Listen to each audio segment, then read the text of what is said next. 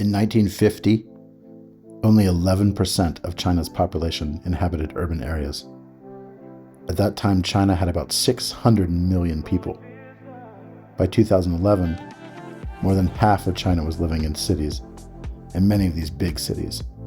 Today, in 2023, China has a population of over 1.4 billion people. Of these, 65% of the population is now living in cities, and this number is projected to move up to 75% of the population in the next few decades. China has a lot of people. Overcrowded buses and overcrowded cities are the norm, but there are still a few last wild places. Yo, this is Ben Covich from Elevated Trips, and we are exploring some of the last wild places in China. We're driving from Scenic, the capital of Qinghai province, down to Yushu, which is in southern Qinghai province, and we're on this road at 4,000 meters. You can see there's not a single other car on the road, just a few other trucks I've seen in the last few hours. And we just saw Tibetan antelope, wild ass, which is wild donkeys, Tibetan fox, all sorts of beautiful wildlife out here. And this is barren tundra on the Tibetan Plateau.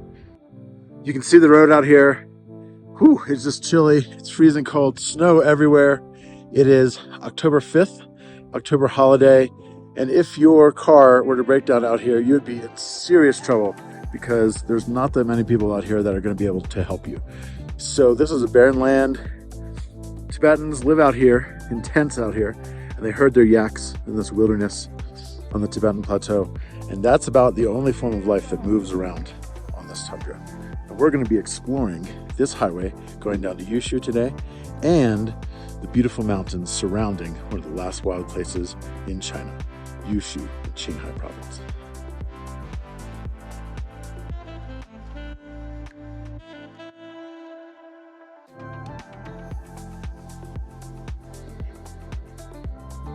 Mostly inhabited by Tibetans, with over 97% of the population being Tibetan, Yushu is located in the Yushu Tibetan Autonomous Prefecture in the south of Qinghai. The main town here, also referred to as Jaikundu or Jegu, is a multi-ethnic town with Tibetan nomadic residents and Han Chinese traders. Yushu lies at an elevation of 3,700 meters and is the gateway to the fountainheads of Asia's three great rivers, the Yellow River, the Yangtze River, and the Mekong River.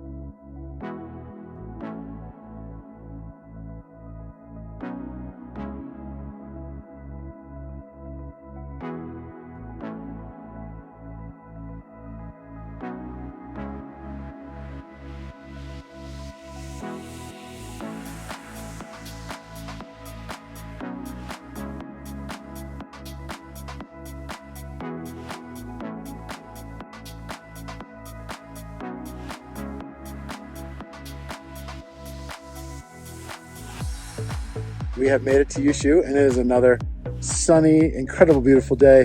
Yesterday we had this amazing rainbow. It was so great.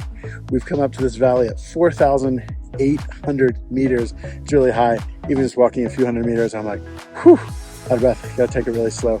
But we've come into this amazing valley. We're doing a little picnic up here, just doing some tortillas and chicken, and it is so awesome. Brought my family up here, and we're just playing by the river and throwing rocks in the river, and it's a lot of fun. And this is one of the real highlights of Yushu town. If you make it to Yushu town, is just drive 30 minutes, an hour outside of Yushu and explore the mountains. A lot of these mountains around here, you can see mountains behind me.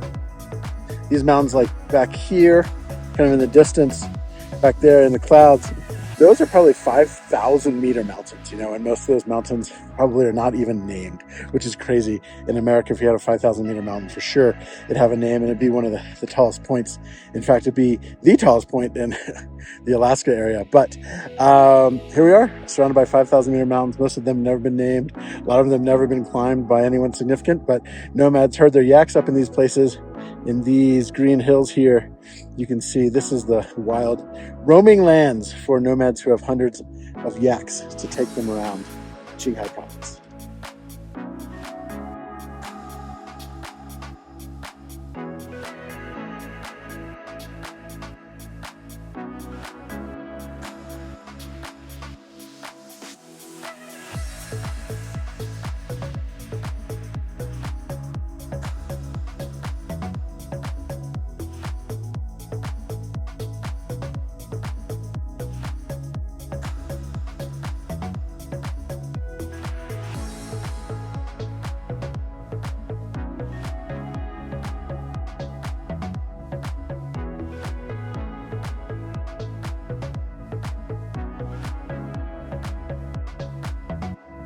You can hear the river flowing next to me. It's just a beautiful, idyllic landscape here. You can see this painting here in the rock face. This painting is probably 20 or 30 meters tall. It's much bigger than it looks behind me. It basically covers the entire rock face. This is what's called a Mon Stone Painting, where Tibetans carve in sacred prayer or sacred mantra for Tibetan Buddhism, and it's a way for them to remind themselves of the teachings of the Buddha. You can see a monk probably actually had to climb to the top of this rock, which is a dangerous pursuit in and of itself, and then come down and probably, I'm guessing, rappel with a really not very good rope, probably not very official rock climbing rope, and then hang down here and actually carve these. This is actually a relief. Carve these letters into the rock and then consequently paint them. You can see the gold lettering is actually gold foil paint, so that's worth quite a bit of money. And they'll do that in these areas here behind me, in these rocks and flat rock spaces, to basically release the teachings of the Buddha and to practice and to remember the teachings of the Buddha out here in these countryside areas. So as nomads are walking through here, they can also remember the teachings through the Tibetan script.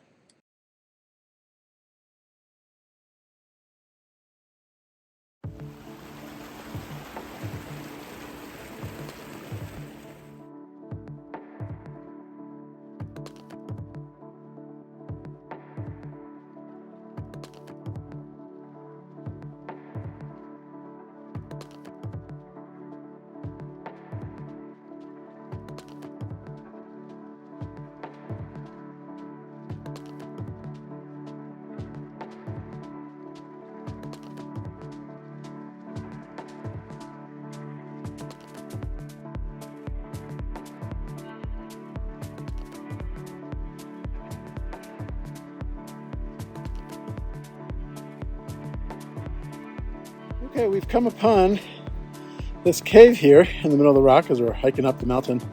It looks like a junkyard for a whole bunch of used plastic crates. But upon further inspection, you can see that each of these plastic crates is full of what they call tsatsa, T-S-A, T-S-A. These are basically very simple mud sculptures that have been put into a metal form and pressed down and then dried. So they use a wet kind of mud clay. And then the reason you see all these plastic crates is because the plastic crates are actually used to carry these things up here. They're heavy as all get out. And because they're made of mud, they often kind of break apart. So they're kind of used to keep them together. So what you would think is just a big pile of trash is actually kind of a sacred area of Buddhist worship here.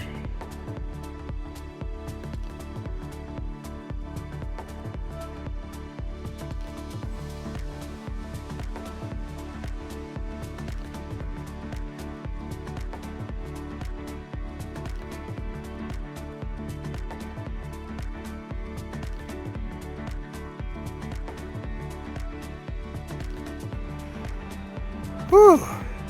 Made it to the top of a little ridge here. It's really nice. Looking down that back way, back to Yushu town. Probably about a 30-minute drive to Yushu. We are just surrounded by these big, open, beautiful mountains.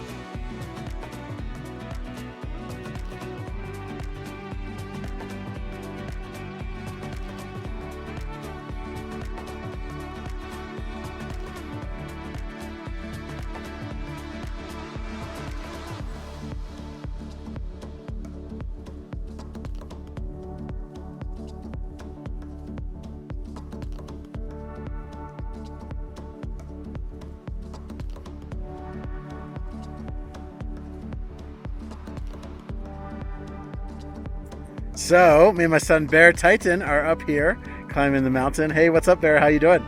Good. How you feeling? Good. You got a headache or anything? No, not really. No? No. Cool. Well, we're at 4,800 meters, so it's super high. How about your breathing? How's your breathing up here? Well, I mean, like, when you're like first like hiking up, then it's like you're breathing super heavily, and it feels like you've been stuck in like this like little concealed little like box, and you've been breathing the same air for a while. And then when you just rest, it kind of like feels more better a little afterwards. Yeah, we got almost 50% of the amount of oxygen here as they do at sea level available to our lungs. So every 2 breaths we take, we're only getting 1 of those breaths. So it definitely feels really hard to breathe up here. But how are you doing now? Okay, now that I've rested a bit. Yeah, once you rest for a minute or two, your breath comes back to you. But definitely take it slow up here because high altitude, man, really hard to breathe. Except for the yaks. Except for the what? Yaks. The yaks. The yaks are specially built with 14 ribs and a huge lung area and a huge heart area to absorb more oxygen because there's less available oxygen. So they're pretty cool animals. Sadly, we're not built like yaks, but we're making it. Yeah, we're making it.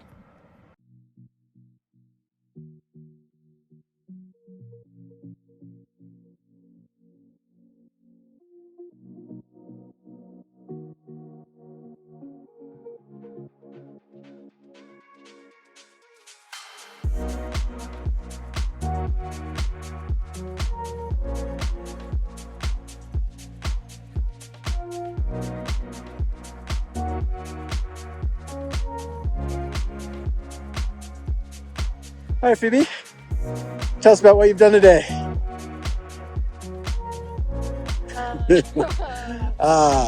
Pretty exciting stuff. Can you show us where we hiked? There. Back behind me, to that little ridge back there. What'd you see? Grass? Yeah, a lot of grass. That's right. Do you see any yaks up there? Yeah. Yeah. This is prime yak territory.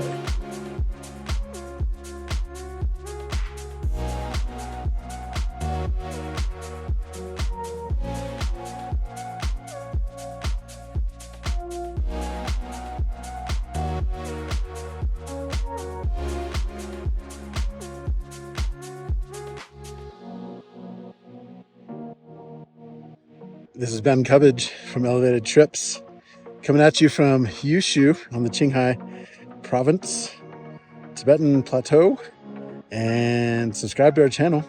Follow us for more adventure and travel.